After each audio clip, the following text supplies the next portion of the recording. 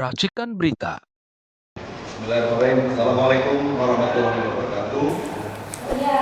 Alhamdulillah pada siang hari ini kita masih terus ngobrol dengan channel Watch dengan Bang Taufik. Ini adalah anakku juga, beliau ekonomi. Ya. Jadi sekarang kami sebagai pengamat ekonomi dan saya sebagai orang hukum sudah merasakan Bang bahwa hukum kita ancur-ancuran. Politik juga sekarang sudah nggak jelas semuanya maunya apa. Aturannya nasrang. Kalau dari Subhan Abang nih sebagai pengamat ekonomi, gimana Bang? Silakan Bang. Cara kita seperti apa sekarang nih? Assalamualaikum warahmatullahi wabarakatuh. Waalaikumsalam.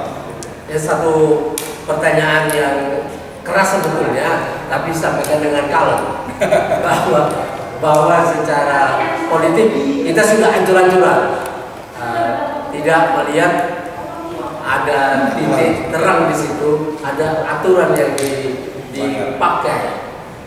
Dan hukum lebih parah lagi.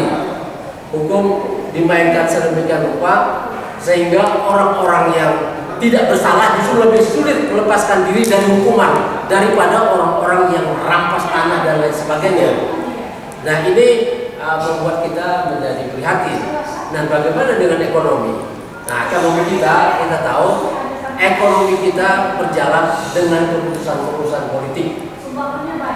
Akibatnya bukan perhitungan-perhitungan bisnis yang benar yang dipakai, tapi bagaimana menempel kepada pemerintah, kemudian pemerintah bikinkan aturan yang memenangkan dia dalam persaingan. Inilah yang terjadi. Nah, apa yang kita lihat ke depan ini justru sangat suram, karena pada zaman Jokowi, ya kita sudah tahu pemerintah telah melansir ya Omnibus Law. Itu Omnibus Law melegalkan apa yang sudah berjalan sejak 2016 ya, lewat Perpres nomor 3 tahun 2016 tentang PSN, Proyek Strategis Nasional.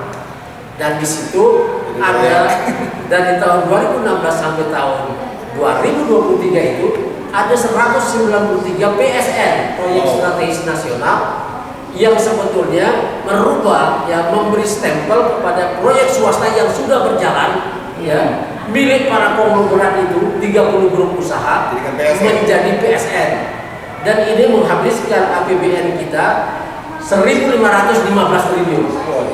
Ini angka yang sangat besar dari tahun 2016 sampai tahun 2023 itu sudah berjalan.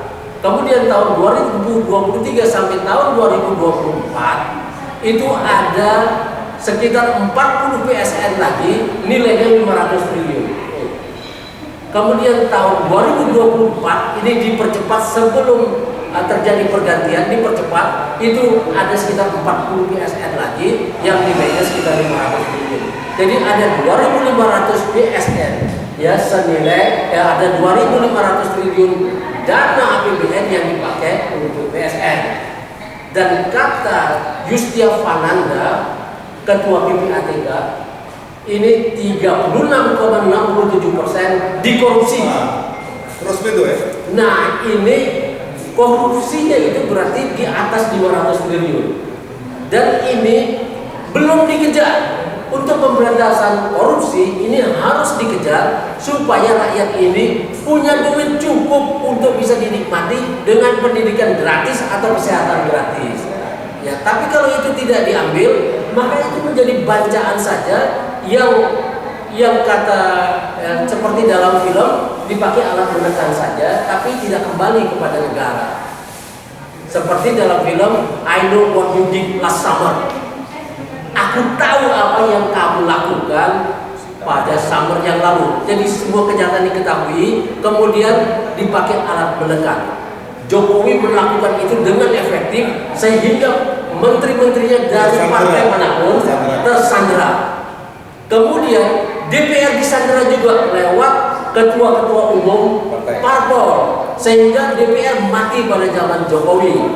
Seperti kata Bambang Pacul, kalian kalau mau ngomong tentang undang-undang, tentang perubahan dan segala macam, ngomongnya jangan sama kami anggota DPR, tapi kepada ketua-ketua umum itu. Mereka lah yang menguasai kami. Maka itu istilahnya Dewa Dewi kan ya? Ya, itulah itu. Nah, pada zaman Prabowo ini kan kita sudah terungkap banyak. Tapi apa yang kita lihat sekarang ya setelah dilegalkan lewat undang-undang Omnibus Law, kita kehilangan itu karena ini semua menjadi legal PSN ini, dan itu diizinkan ya dalam urusan pemerintah, ya dalam urusan bank tanah. Pemerintah ini dipaksa oleh undang-undang untuk menyediakan bank tanah yang diperlukan untuk investasi dimanapun.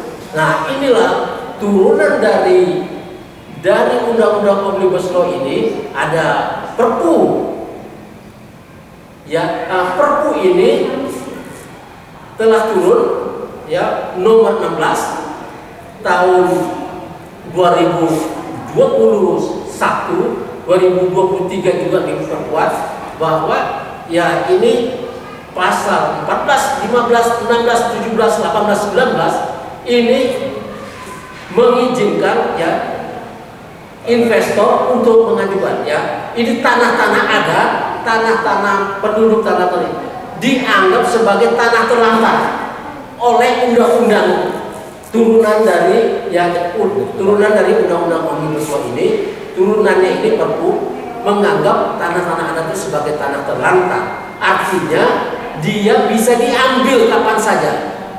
Dan ini belum benar rakyat Indonesia ini dan kaum intelektualnya masih bermain-main dengan diskusi-diskusi yang tidak menukik kepada masalah yang akan memiskinkan kita, menjadikan bangsa ini menjadi bangsa kuli dan kulinya bangsa-bangsa. Setiap saat bisa diusir seperti rakyat Rempang, seperti rakyat Morowali, seperti nanti di Banten. Banten itu sudah diuruk tanah-tanah pertanian itu karena ini. Dan pemerintah Prabowo telah mencabut 70 PSN, tapi kita tidak tahu yang mana dan kenapa yang di Banten itu masih jalan.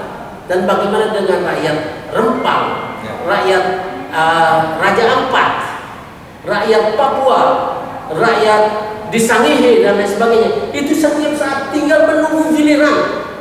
Kecuali rakyat terdidik ini datang kepada DPR untuk mencabut ini, ya mencabut Perpu itu dengan sebuah undang-undang supaya ini tidak berlaku lagi.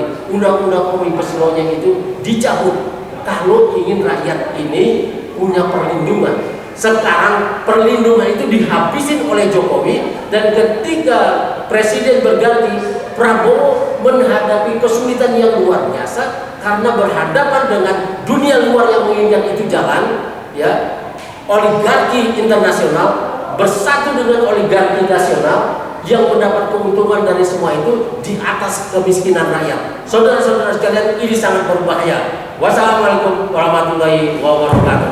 Mantap nih. Waalaikumsalam. Mantap.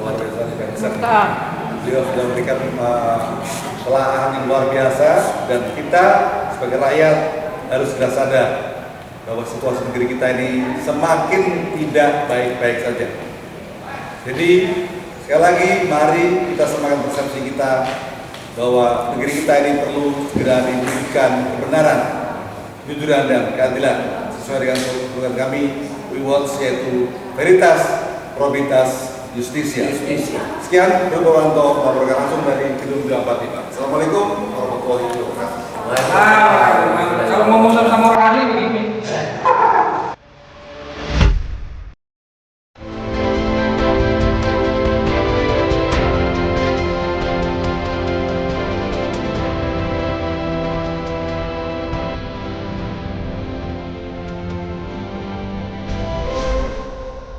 Racikan berita